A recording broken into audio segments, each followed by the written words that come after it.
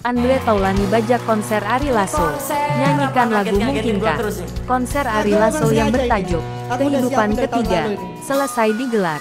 Ari Lasso berhasil membuat panas penonton yang hadir di Balai Sarbini pada Jumat, tanggal 28 Oktober tahun 2022 malam.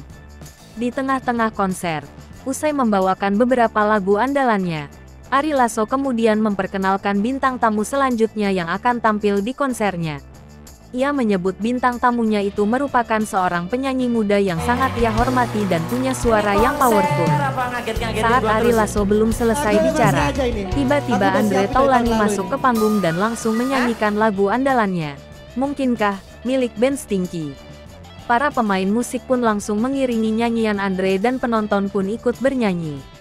Bagaimana tanggapan Anda mengenai artikel ini?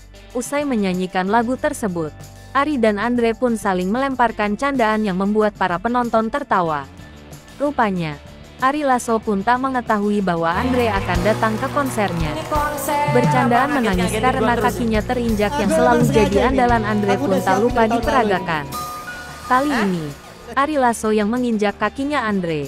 Meski sudah sering digunakan, bercandaan itu masih tetap sukses membuat penonton tertawa. Mengakhiri candaan mereka di atas panggung, Andre pun mencium pipi Ari Lasso. Meski sempat merasa jijik, Ari Lasso malah mencium balik pipi Andre. Hal ini pun kembali membuat penonton terpingkal-pingkal.